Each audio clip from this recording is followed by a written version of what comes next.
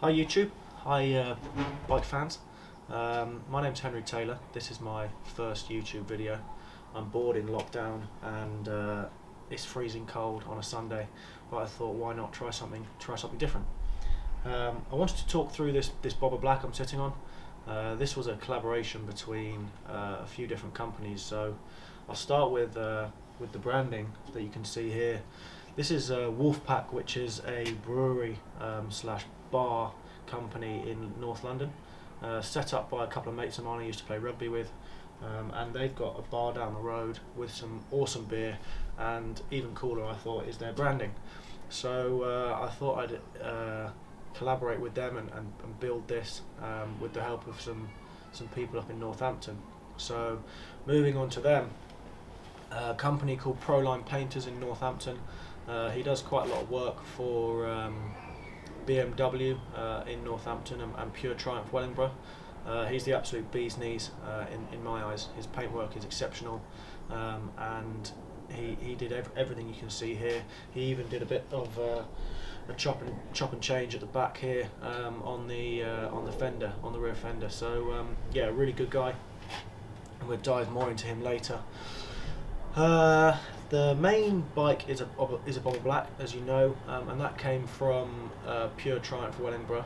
The guys there, Kevin and his team, they did the rest of the custom, fitted all the electrics, all the handlebars, all that kind of stuff, and they were really good the whole way through this. It was my first custom I've done, so they were really helpful in that.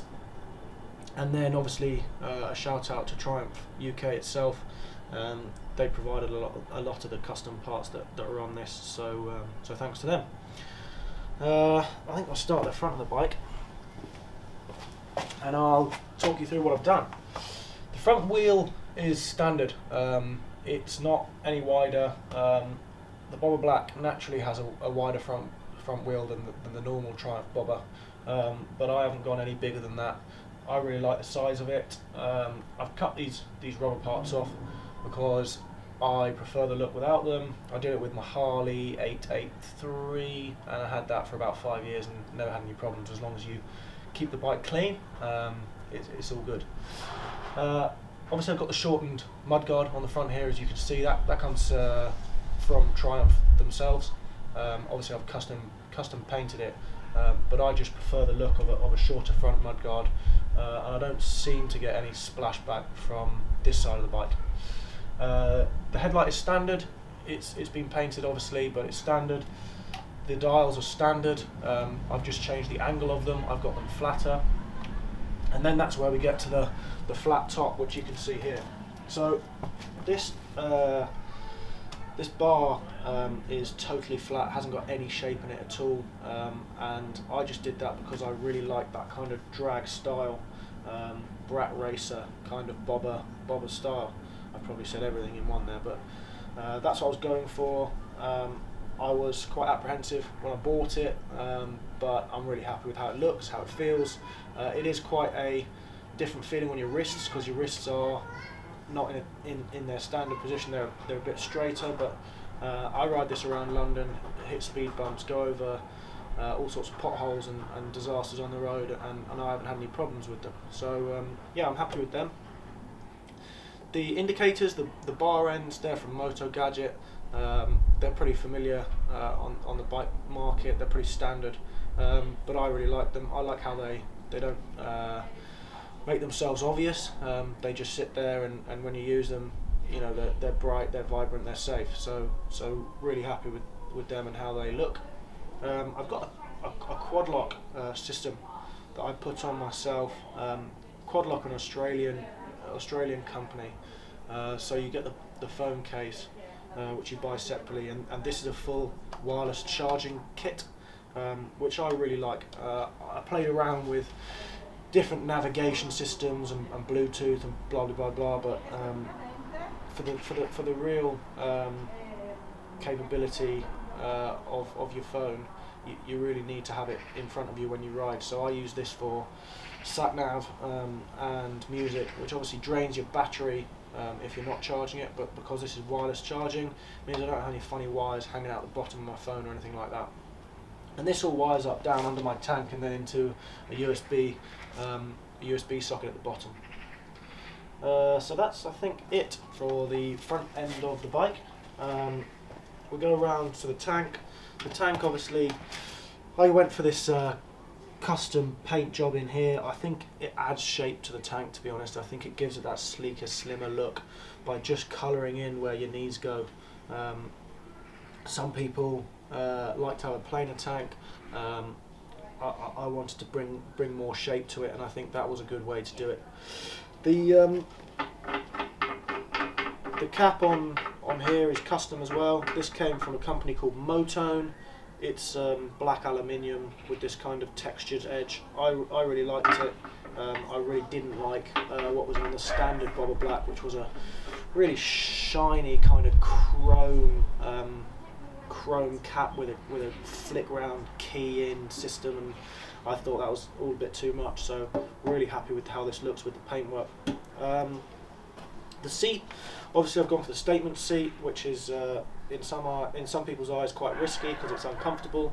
I've got the Fox suspension underneath, so the Fox suspension adds that extra bit of give. So when I'm hitting the speed bumps and I do hit an unexpected pothole, that takes the brunt of the force. And this statement seat for me just looks the absolute bee's knees. It's got this clean this clean gap under here, so you can see right through the bike. It works with the front end, with the flat front end, the shape on the back. So I'm really happy with it, and I wouldn't go anywhere else. But I suppose I'd rather sacrifice a bit of comfort for a bit more style. But that's just me. The back end here. So as I said earlier, the guys at Proline did this. They chopped it up. They took the back end off, and then they had to play around with this bracket, which was quite challenging, I believe, because they had to fit the holes up with the right angle on the current the current fender that was already on the bike, and change the shape a bit. So I think that was a bit of a challenge for them, but they've done a hell of a job. It looks like it comes standard with the bike. I prefer it shorter. It doesn't look as clunky as the back as the standard one when it first came with all the lights and fat plastic indicators and all that. So I'm really happy with how it looks, and I've added on these Kellermans. They are expensive but unbelievable. So they're brake lights and indicators.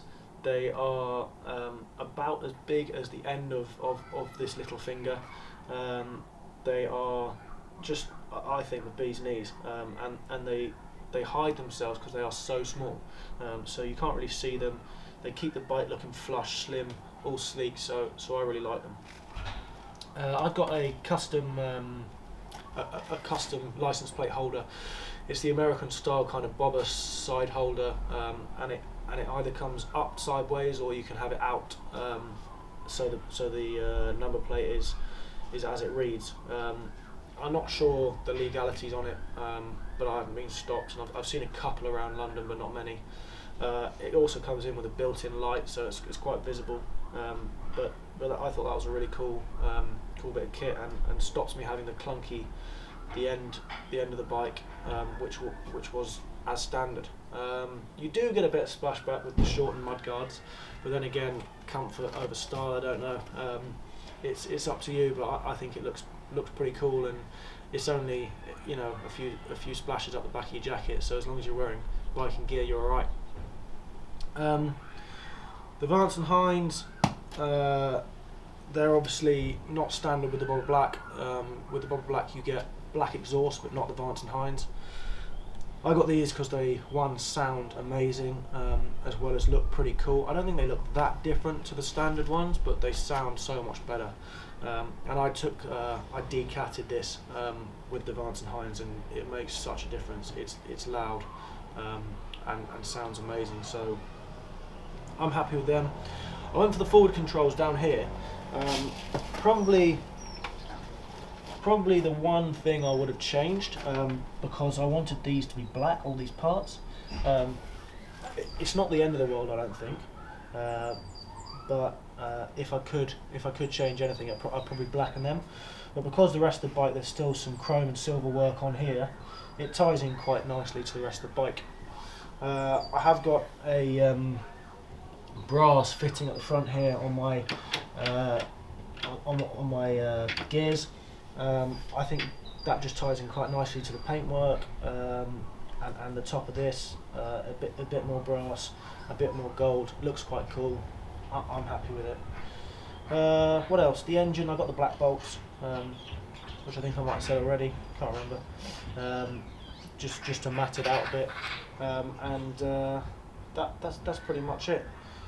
Be interested to know if any of you have any ideas, what I could add, what I could change on this bike, apart from fully Thornton 100ing it up with Jody.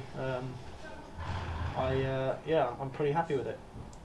And just so you know, the riding position for me at 6 foot is pretty comfy, pretty easy to move, and even with the straight bar, you're not stretching.